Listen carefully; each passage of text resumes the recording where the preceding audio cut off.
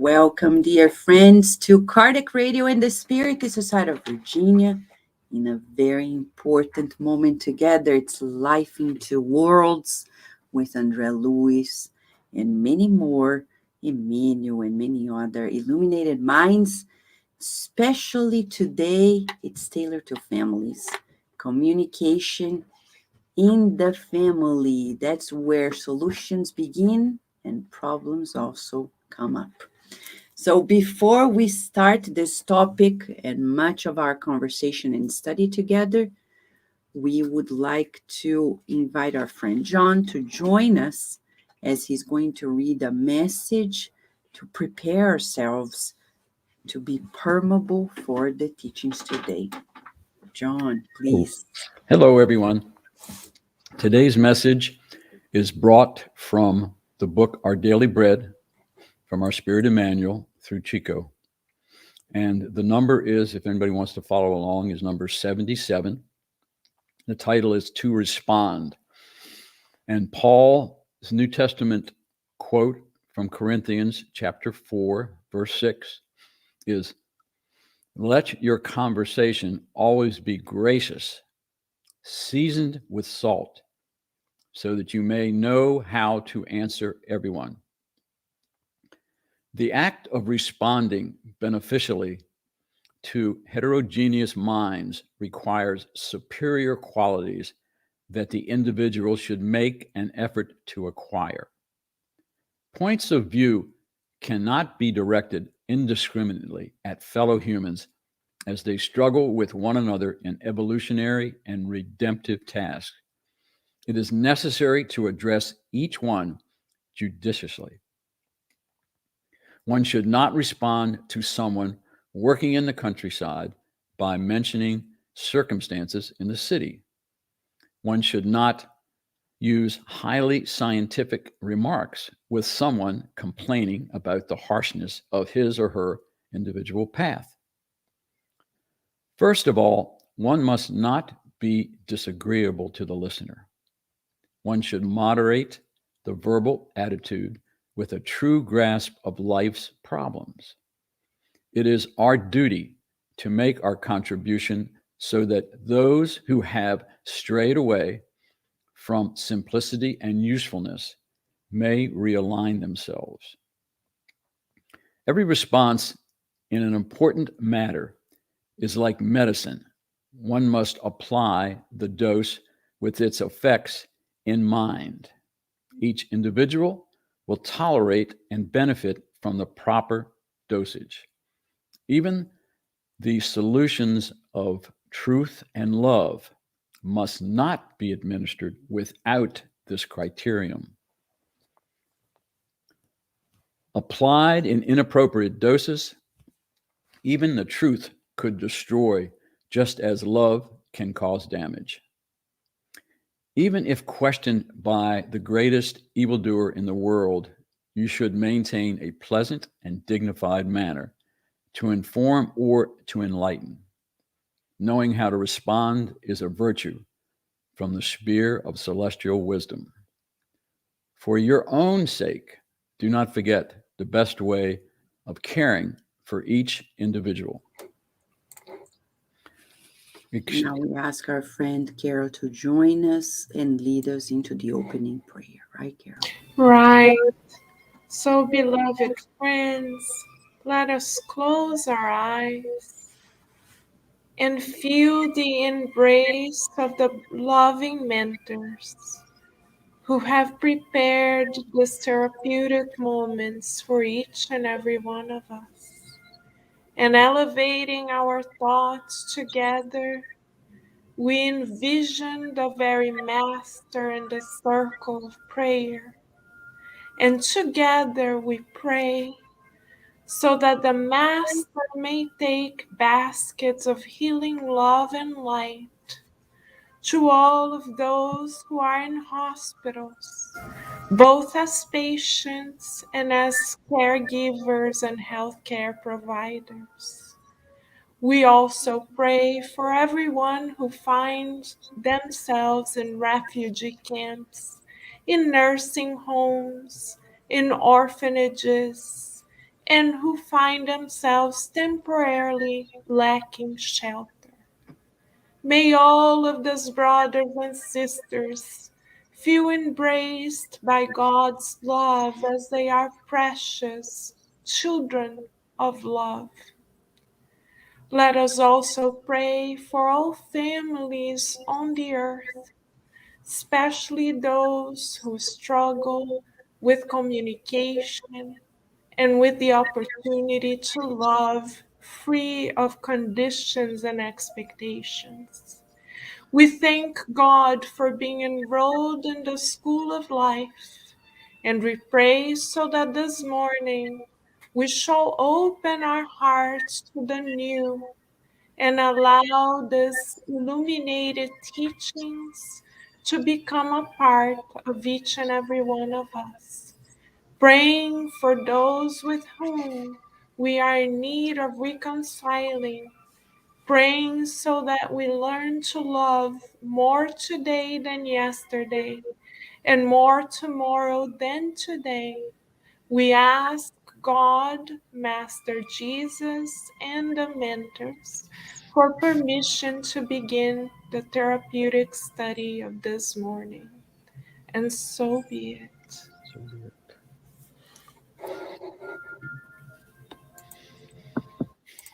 All right, friends, we're going to begin today with our topic, and the topic is communication in the family. Let us explore this topic that is so vital for us. Family begins with a group of people, right? It's not only one person, it's at least two people and a newcomer, a baby that joins in. But what happens? We are going to start from the very importance of investing in our family. When we're just a couple, we're not there yet. To form a family, we need to have children and somebody there to care for. And of course, in the long run of life, our children may go out and then we're taking care of our mother, of our father, of a loved one. Anyhow, a family is broader than that, but it's not only two people. So when we are in a family, Kardec was concerned about the fact that even in the 19th century, many people were thinking about relaxing the family ties in ways that we see nowadays. Nowadays, we see people who think that we don't need to worry that much about our family members. It's their business, not ours. And it would be a magnification of selfishness if we did so, says the illuminated spirits in question 775. The answer to Kardec's question shows the direction. If we bring it to date and we ask, is it worthwhile investing in our family ties? Yes. But how do we do it in a way that becomes productive, that we can learn how to be harmonious, that we can learn to be of benefit to one another, to be beneficial, to be of the good into our family members' lives? Well, certainly, there is nobody who is born or reborn in the circle of family ties without a reason, says Emmanuel in the book Laws of Love. He says, since chances do not exist in the works of creation. So the first thing for us is to accept that there is a divine element in the connections amongst ourselves. Accepting that will make everything much easier. If we keep thinking like many people do, like, if I had married somebody else, if I had another child, if I had not married, if, and this if never exists and never will. Never, ever, ever. And it's just going to be a sign of our resistance to the very moment we're living. If we don't let go of this resistance, we're not going to be able to communicate in harmony in the family because we're always going to be splitted. Yeah, I'm married to this person, but I think it was a mistake. Or, I have this child, but it was a day I wasn't thinking. So I don't know, maybe it was a mistake too. How many people think that way? Many, many, many, many, many, many. And that's where we start failing. If we just let go of this nonsensical thought and think, there must be a reason. Because God is so great, so powerful, so sovereign, He would allow me to choose, knowing that within my choice there is a reason for me to grow. God is not going to allow us to do things that will not pertain to an educational pathway. So, if I feel that I am part of the works of creation and within my realm of co creation and free will, I choose, but I choose within the possibilities of my educational pathway. I'm giving one step ahead into creating harmony. If we just let go of this tendency to be omnipotent, because only God is. When we start contemplating if, if we're trying to play God, when we say in our smallness, God invited me to this family, and here I am, there must be a reason based on love. I am going to give less resistance to a potential harmonious life. So, first, it's this inner acceptance. But why are we in our family? What is the essential role? This is a question that was posed to Emmanuel, and he replied in Laws of Love.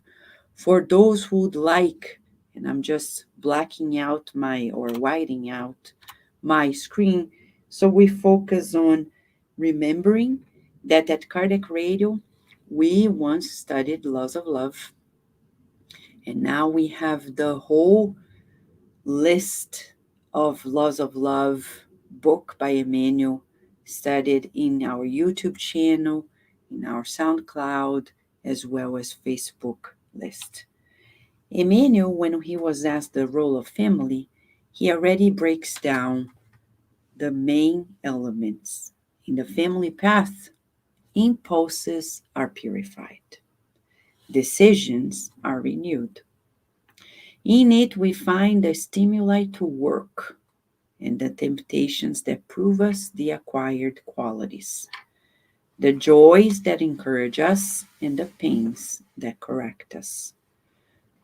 Let us observe this impulses. Impulses are conditionings of previous lives, like temptations, right? So, things, conditionings, tendencies that we need to polish. When we talk about purification, we are talking about the Greek root that talks about selflessness, to be less selfish. Decisions are renewed. I need to find a new way to respond. As Emmanuel said in the message that was read by John DeRosa at the beginning. Stimuli to work. So, stimuli will come, and I can't simply surrender. I need to transform them into something useful. Temptations proving to us the acquired qualities. showing to us where we are.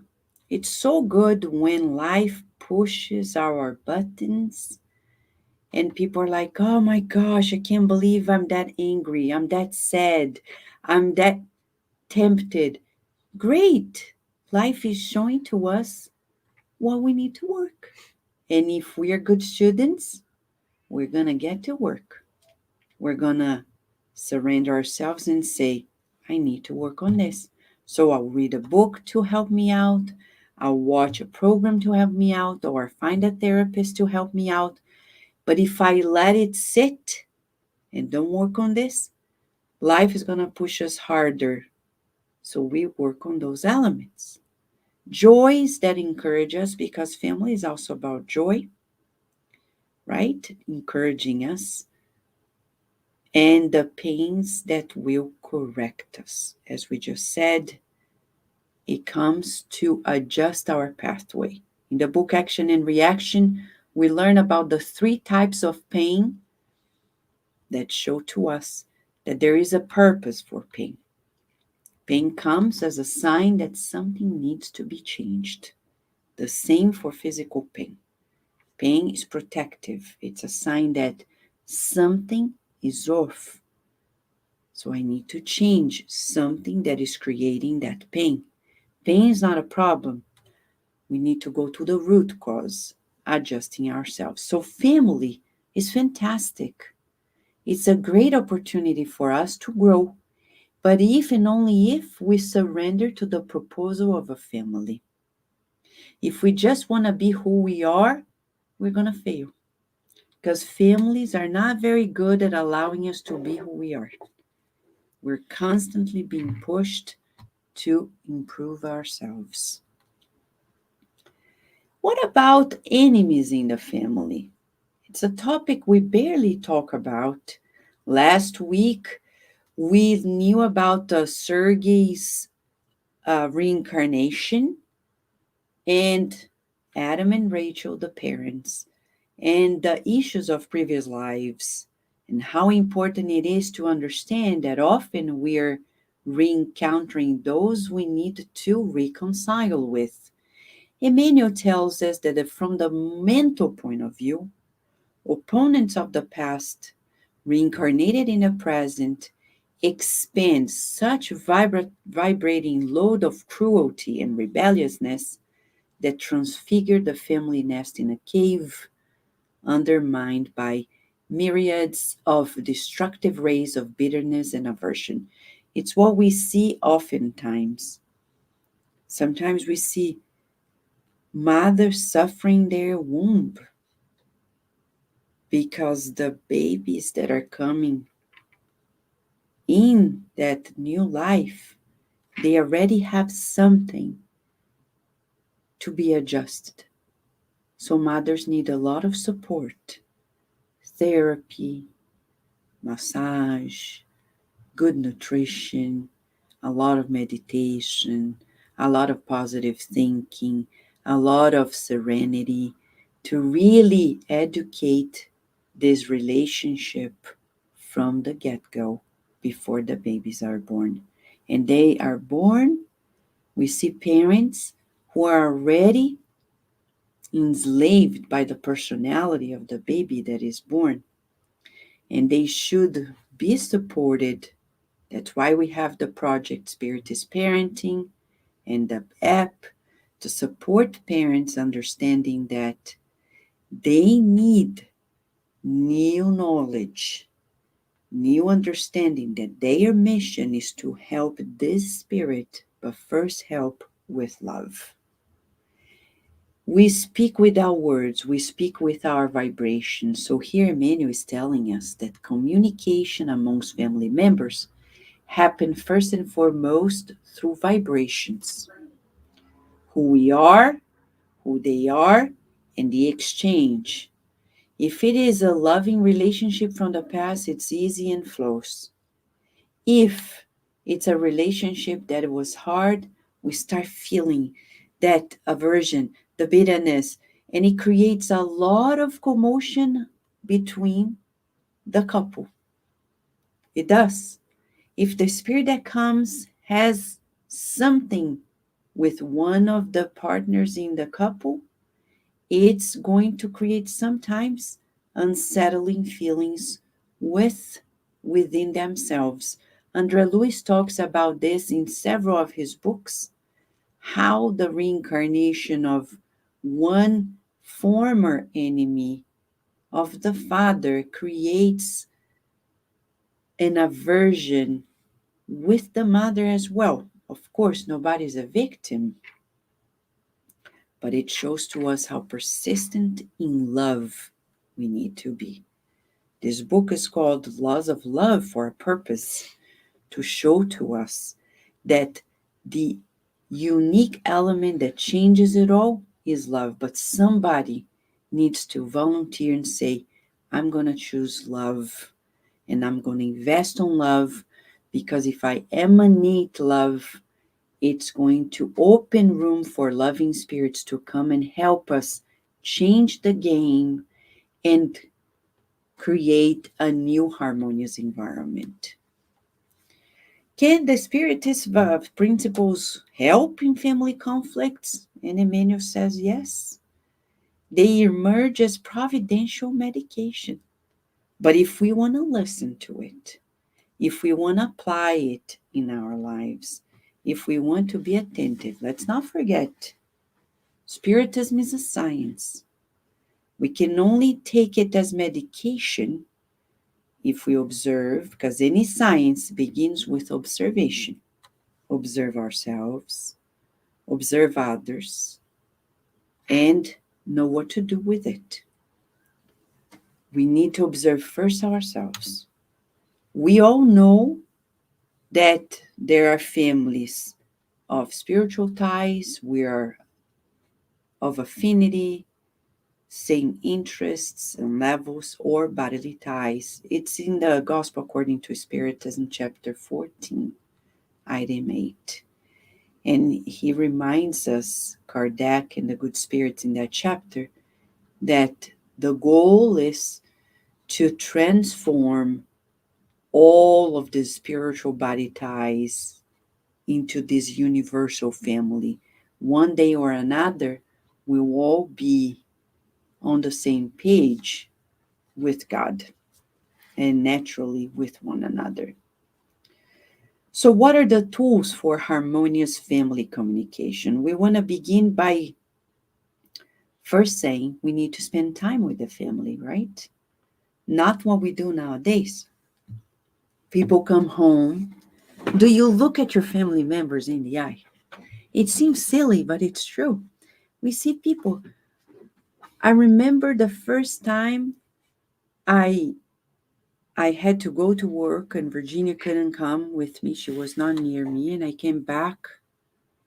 She was with Carlos. I threw my purse, everything. I didn't care. I ran to them, looking at them in the eyes, smiling, feeling so good to be back. But do we do this? Often we don't. We come home thinking we're hungry, we're tired, still have that work to finish, that person to text, that person to talk to, that project. And children look at us and our partner looks at us and we're not present. We're not there. We don't make eye contact. We don't express affection. We don't want to spend time with the family. So to really create harmony, we need to be less selfish, because it is selfish when we come home, say hi, and the person like, oh, I need to do this, I need to do that. Everything hastily, everything is unsettled, and oh my gosh, I forgot this and I forgot that. Stop. You're not more important than anybody else in that house. When we enter the house in that mentality, we're telling everybody, I'm a queen, a king, a princess, a prince of this kingdom, and you're just my servants because I have this, that, and the other to be fulfilled. That attitude is pride and it's selfish. To spend time, I need to feel like my family members. But I'm a mother. I'm a father. I have duties to fulfill. They don't, they just play. All they have to do is play. Well, that sense of pride in the parents will just pass to the next generation. Jesus, the guiding model, never made himself more important than anybody. So why don't we? He always had time for every person who came across, for everybody who approached. For example, he was living in Peter's home, which was a tiny house, not like these giant homes we live in Virginia, in the United States, everywhere else. Very tiny home. It was Peter's family. It was even Peter's mother-in-law. And he was there attending to some newcomers who were interested in getting to know more about what he had to teach to join him. At some point, Peter's mother-in-law comes and requests Jesus' attention to something we don't know what it is. What does he do? Does he say, not now? A. B. Does he say, come on, I have something more important here? Or C. Does he say, excuse me, please, I'll be right back? Or BRB, right? And then he goes. He goes. And then he comes back. But when he comes back, the people he was talking to, they didn't stay. Jesus is he's the master. He knows. But he's teaching us a lesson too. How often we do not care for a loved one, do not talk to them, are not present, and even agreeable, pleasant, and we spend time with people that are just wasting our time. Very often.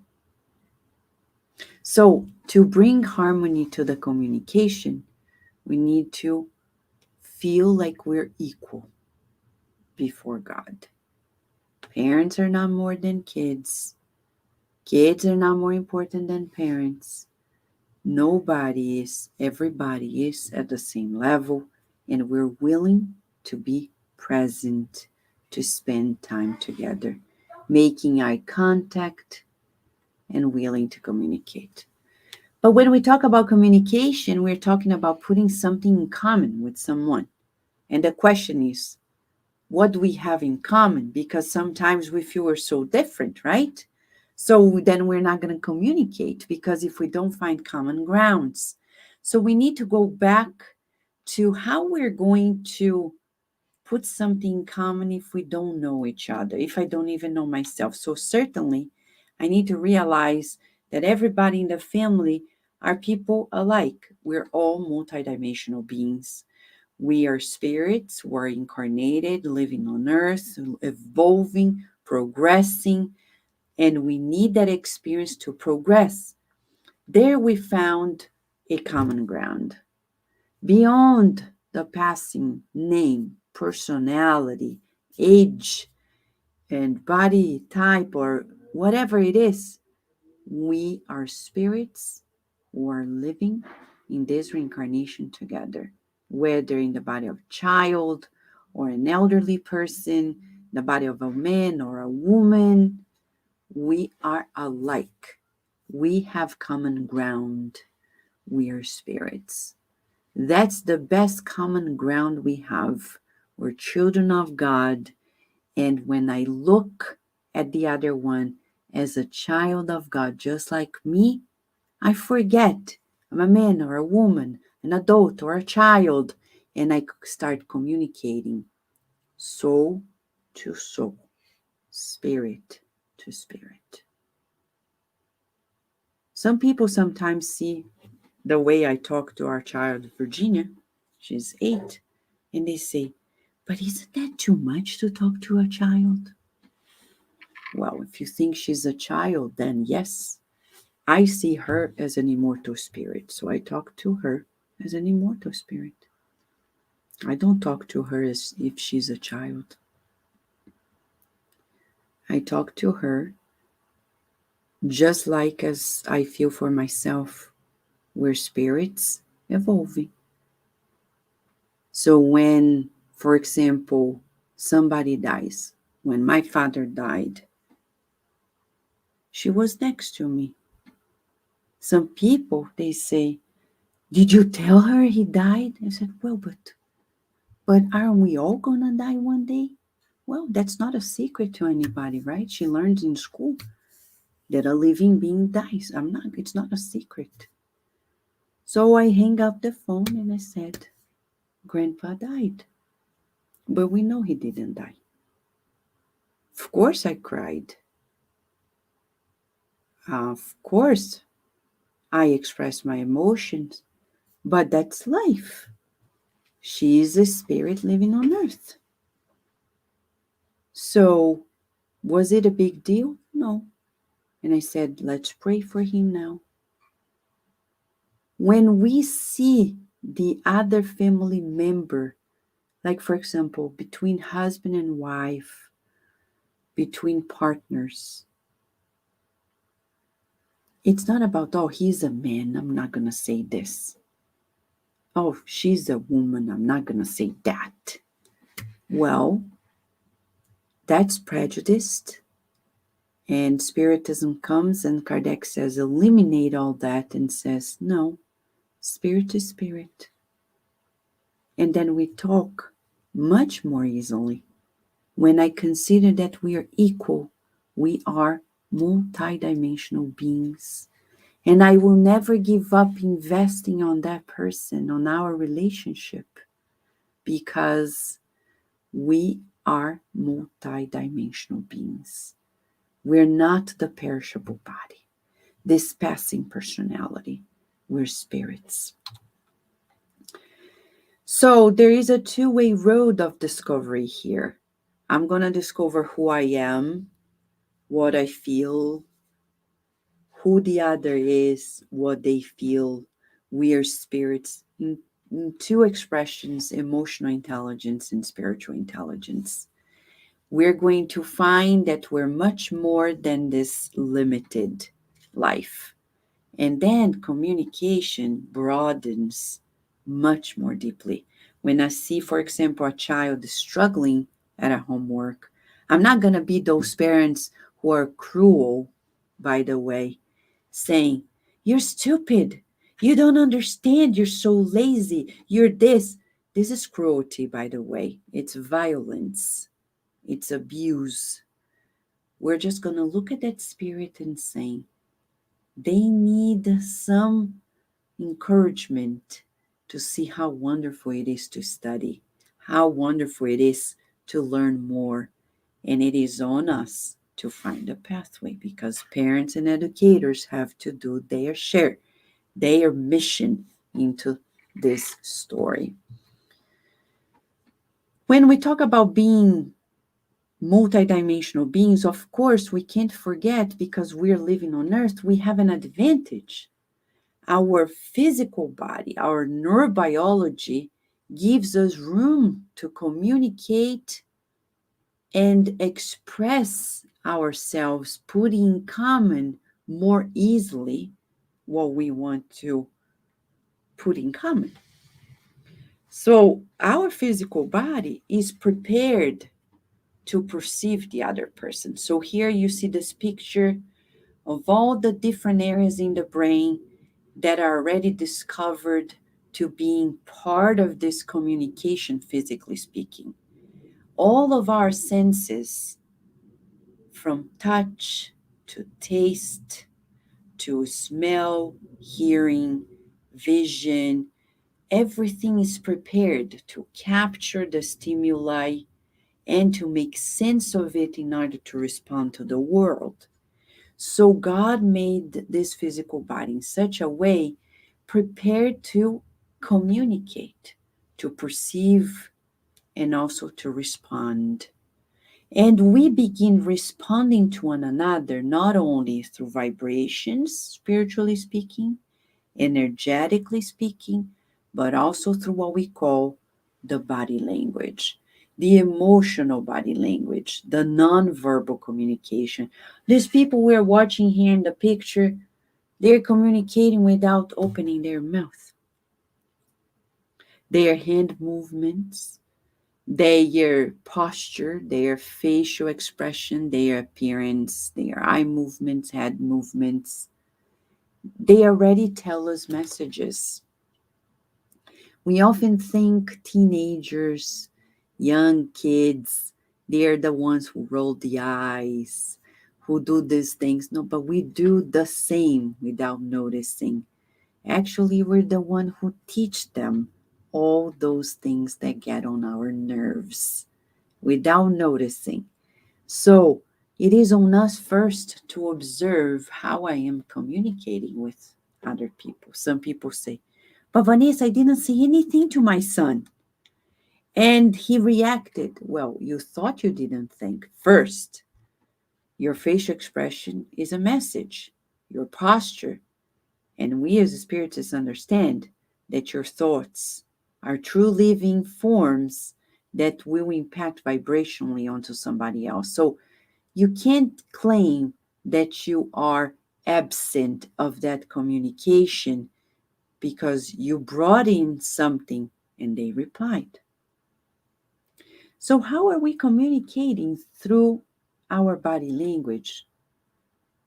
70% of our communication, emotional communication, happens without words.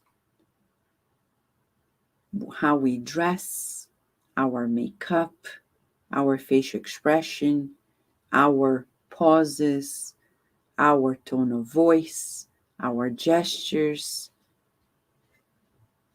even the closeness, the physical distance from one another sends messages. In the family, it's so important to be close. That personal physical space to be a space of harmony and respect. Sometimes we're too far away, physically speaking, showing to us that something is happening, we're not accepting that relationship. And it's on us to accept that relationship first before we expect to be accepted. And of course, here I bring something that I used to teach students at University of Maryland about patient management skills, but serves a purpose in our daily lives, in the family. Learn to listen well.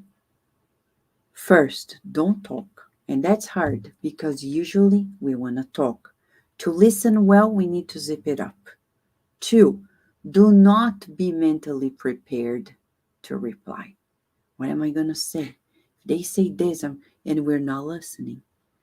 3, be able to paraphrase the speaker because it's validating. Saying, oh, I understand you said that. 4, show interest in the message. But we see a lot of sarcasm in conversations nowadays, minimizing the value of what people say.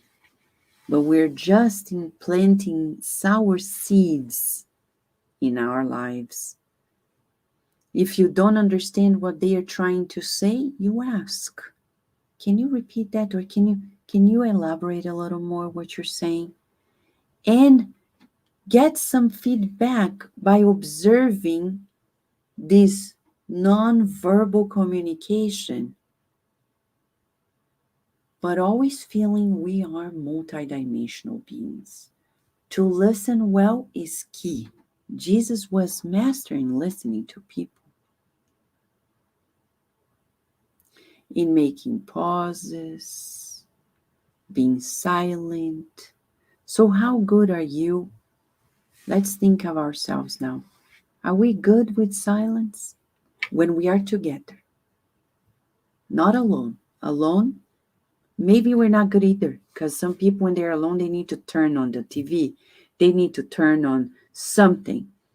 No, we're talking about being alone with God. Because we're never alone. Can we listen? Or are we constantly blah, blah, blah, blah, blah, blah, blah, blah, blah? Being at peace in silence. But I know some may say, Vanessa, I'm afraid of silence. I'm afraid something is going to happen. Then pray. Pray before you allow silence to be in that moment.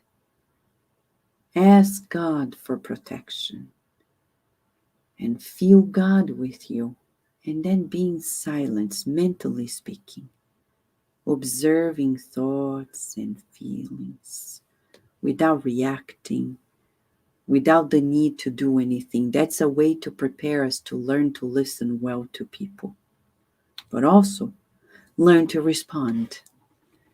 If we learn to listen, we'll be good at replying to people.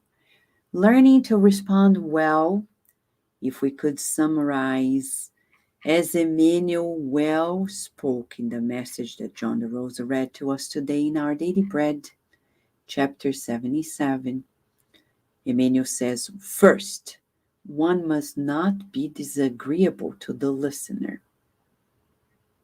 And disagreeable doesn't mean we are not going to say something different.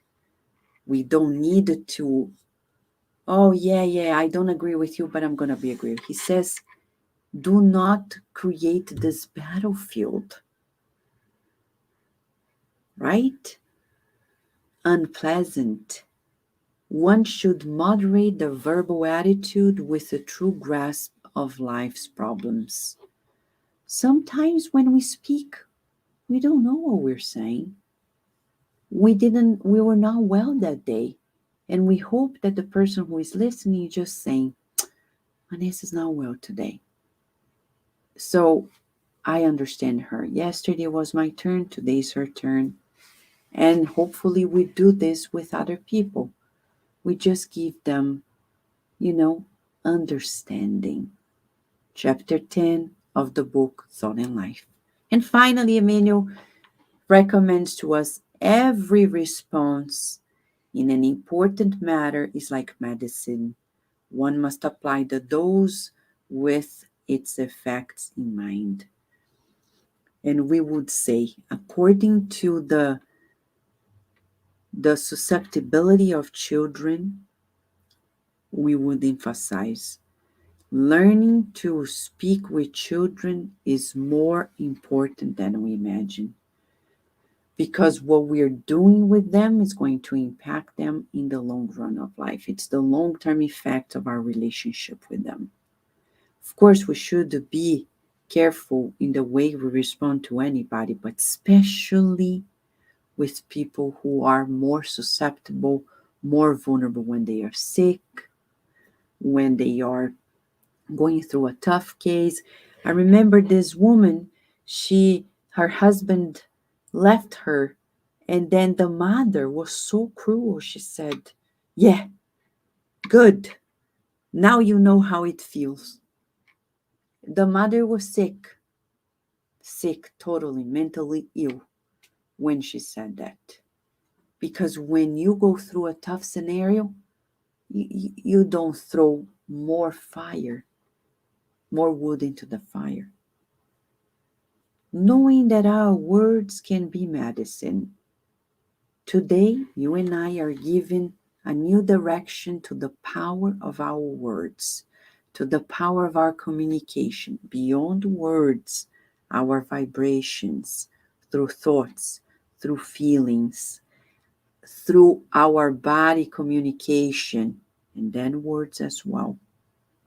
And that's why I would like to wrap up here by telling us how much spirituality in the family will help us sustain a good flow in communication, Today, I may look at my family and say, we're not there yet, but I'm not going to give up.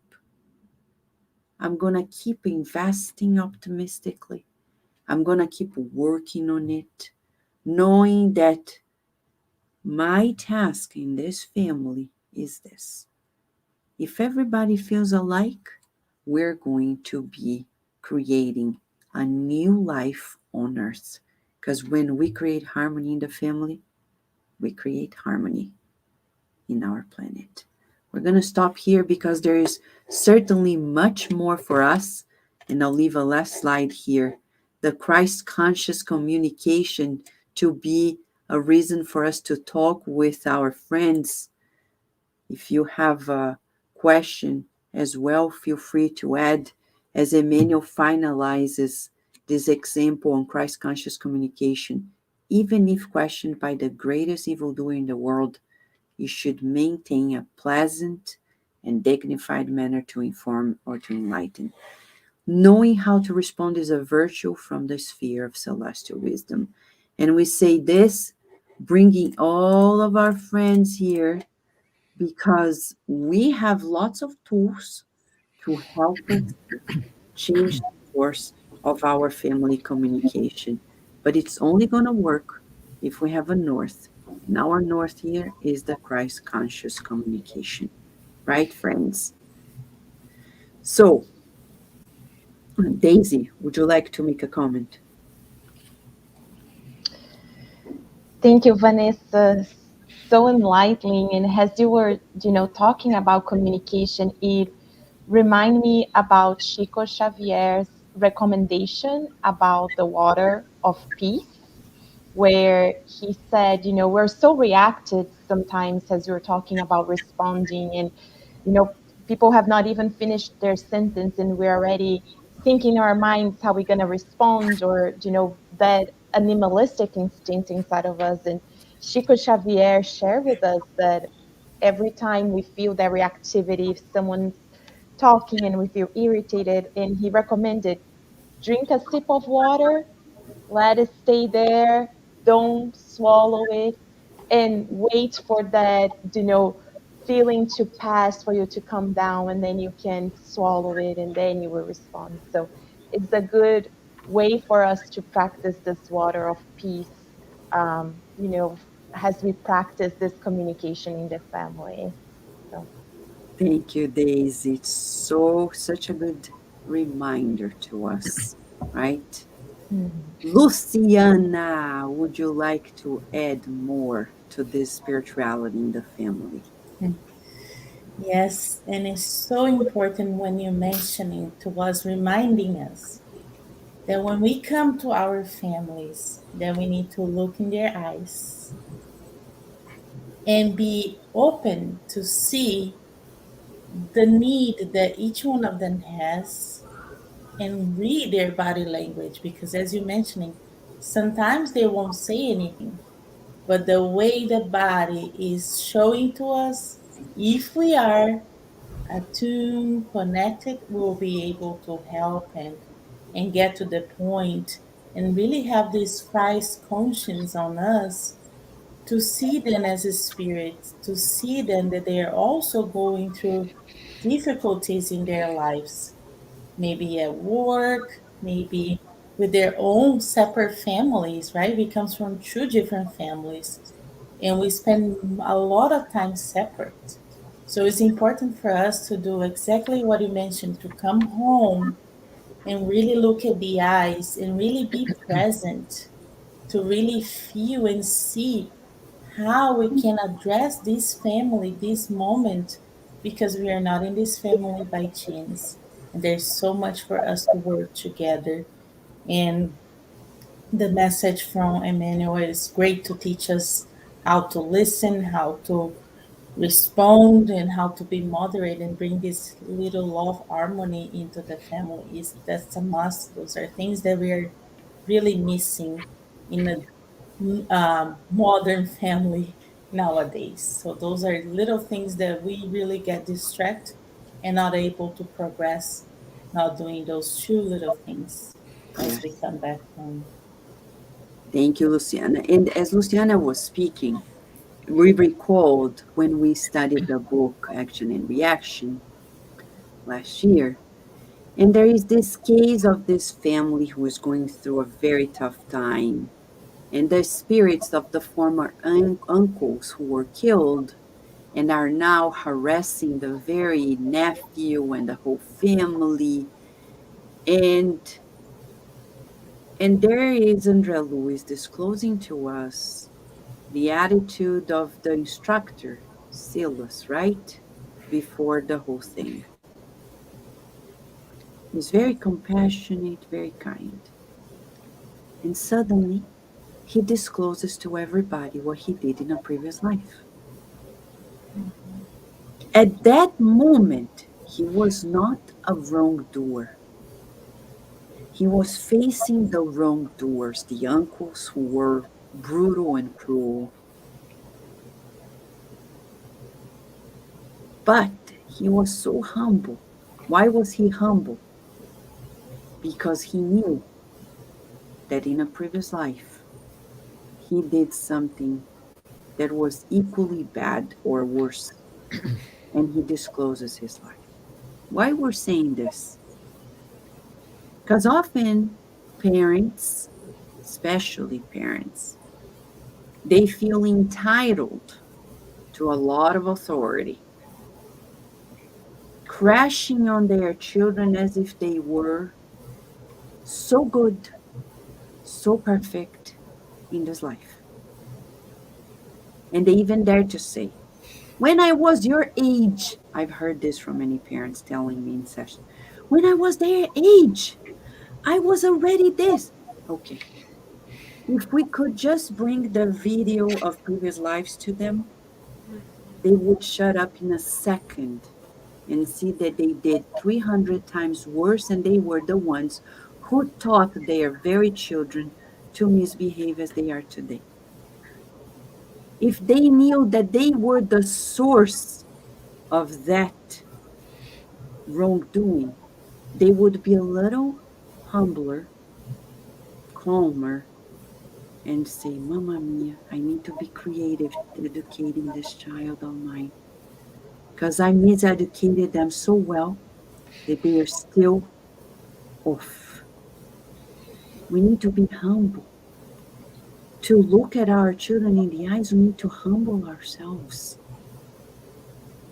and to remind ourselves that in this life we may not do or have done what they do or what they did, but in previous lives, only God knows. And in the book Laws of Love, Emmanuel says, the misbehaved rebellious kid today is a former partner, friend, whom we led to issues and problems. So being enraged, punishing, being violent, and feeling entitled to an authority that we don't have does not make sense from the Spiritist point of view. It just shows to us how we're still unbalanced, still cruel, to the point that we're not willing to lovingly help the very person we brought to the field of pain and sorrows. When we see a rebellious child in front of us, we should, as parents, say, I somewhat taught them to be this way. It's my fault.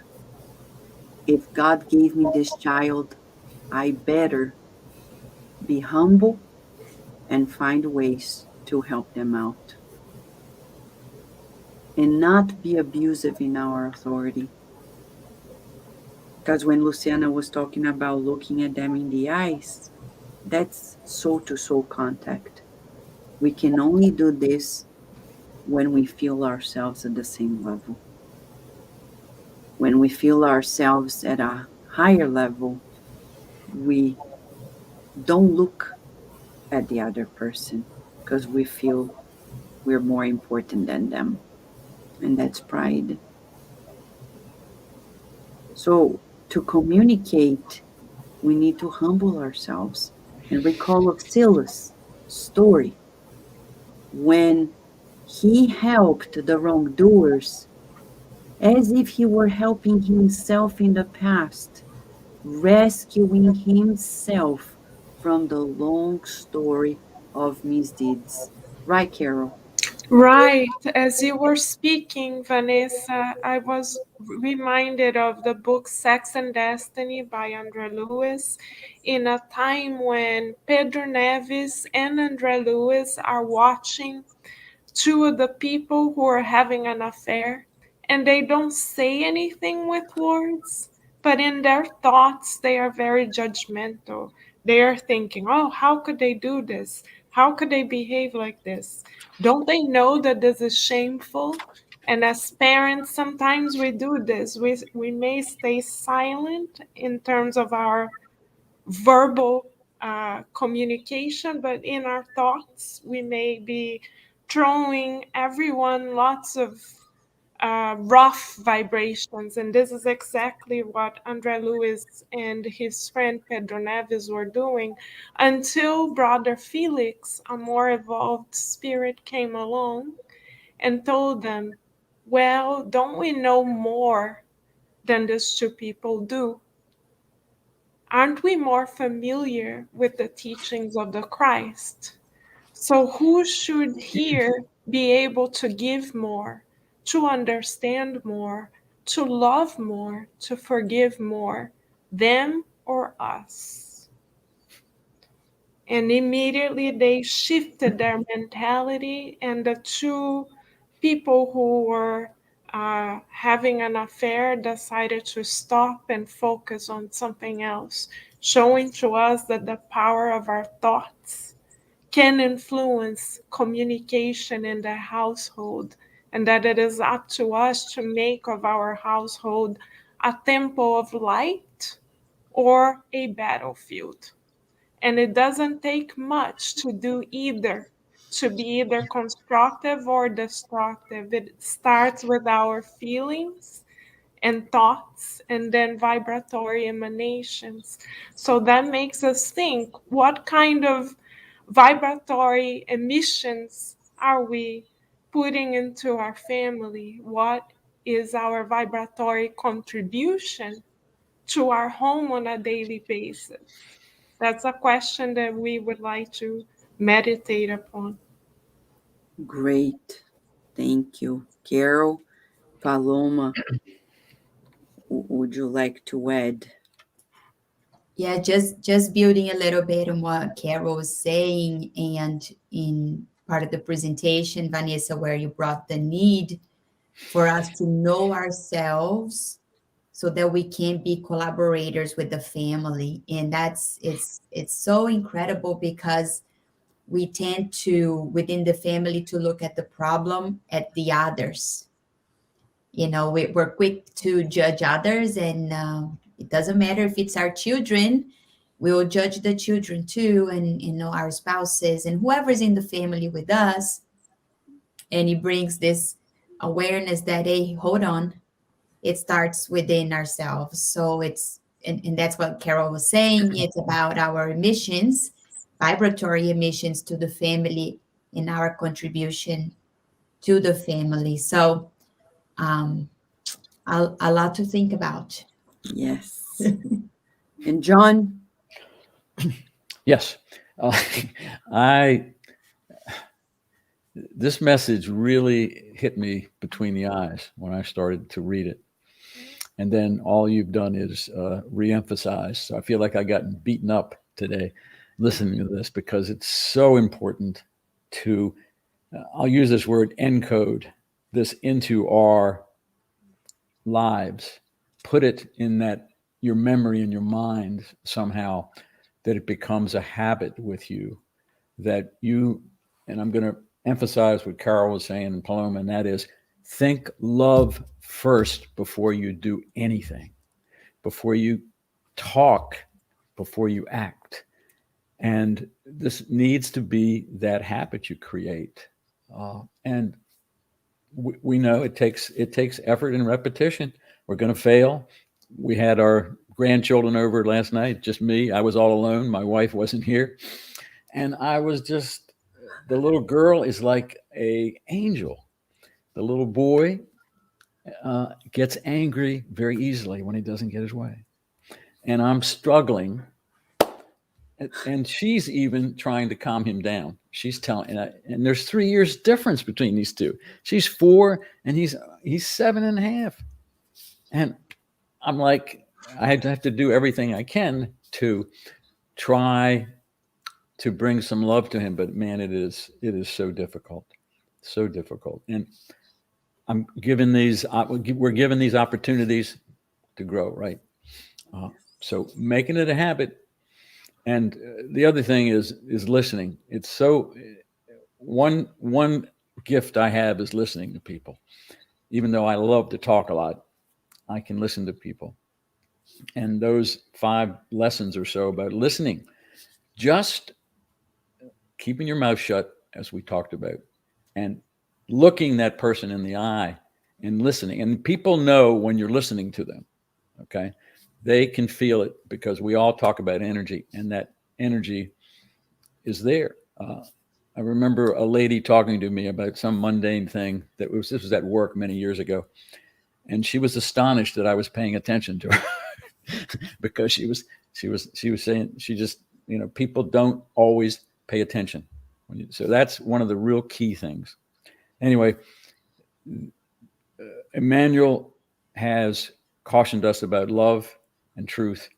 And those are the other 2 that you mentioned before, that they can really hurt people, even when you think you're coming from a loving perspective.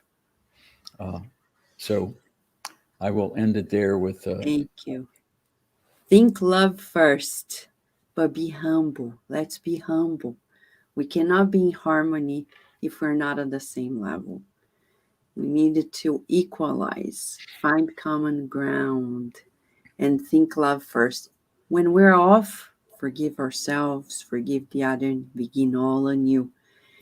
Without forgiveness, there's no harmony. We need to forgive ourselves, forgive people, and start all over again.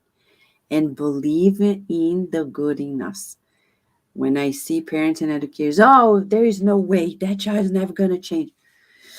It's a sign that we believe we can't change either. We can change. And as John said, think love first, because love is all there is. Everything else is just a temporary absence of it.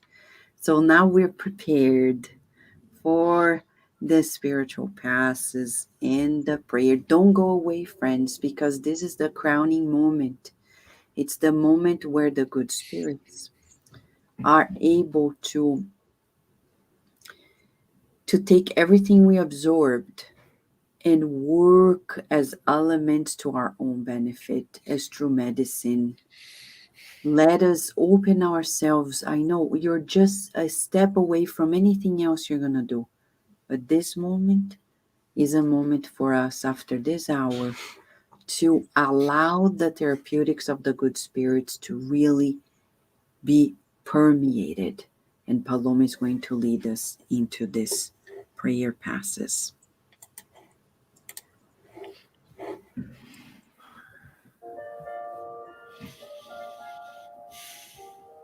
Friends, feeling this love with us, keeping it so close to our hearts at this very moment. Let us allow the necessary treatment that each of us need to be applied to ourselves at this very moment. Let us tell God, I am a child of God. We are children of God. We deserve these therapeutic moments, and we allow it to happen. Dear friends, Jesus has sent his team of doctors and nurses to our homes. They bring with them everything that we need, and they are ready to start the treatment. Let us visualize the spirit doctors with their loving hands on top of our heads, golden light emanating and enveloping ourselves. This light permeating our perispirit, displacing and dispersing old and unneeded feelings, emotions, thought forms. And as we let go of this, it's being replenished by energies that are divine, permeating the deepest part of our souls and treating ourselves from within. Let us visualize our family members as they also participate in this treatment. The doctors and nurses approaching each one of them with so much love. We can feel it. Let us visualize the golden light enveloping them.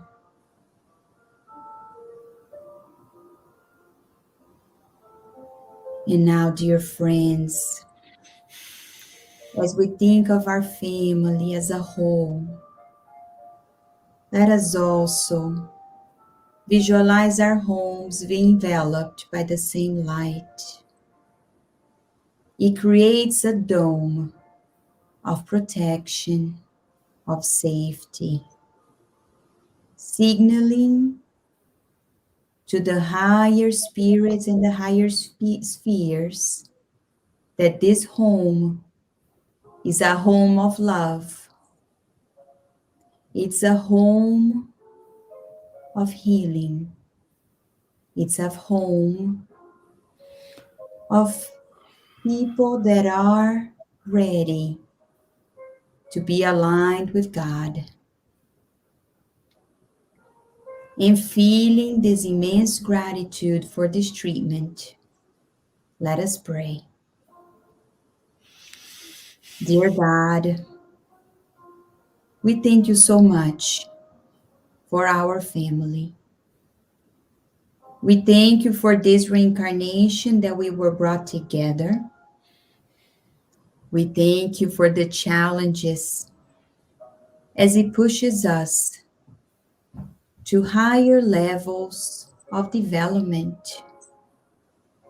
We thank you, dear God, for Spiritism as it brings understanding that is so much deeper than we thought we knew. Thank you, dear God, for our parents, and we honor them as they allowed us to be here, that they gave us everything they could. And it is now our turn to collaborate within our family, but also to our universal family. Thank you, dear God, for our spiritual family that is connected at this very moment.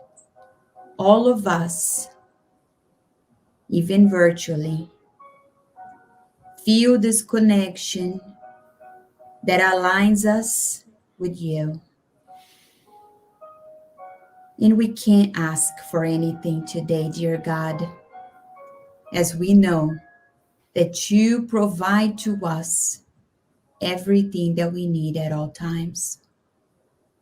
So feeling this gratitude and love in our hearts, We ask for your permission and under your protection always to close the studies of today, and so be it. So be it. So Souza says, I'm sure my guardian angel is so happy for me to be here connected with good heart people. Thank you. Ours do too. Thank you, dear soul. It's good to be with you. It's good to be with you, Anna. Anna, thank you, Narciso, Kátia, Tati. Thank you, friends. Thank you, Slavic, Rihanna, and Juliana Bonatti is here with us. Nora, thank you, friends, for this partnership in the good. Let us believe in the good. And as John said, think of love first. We hope to see you again next Sunday in another moment of life in two worlds with Andre Luiz. Thank you, Kátia. Thank you, friends. See you next time here at Cardiac Radio.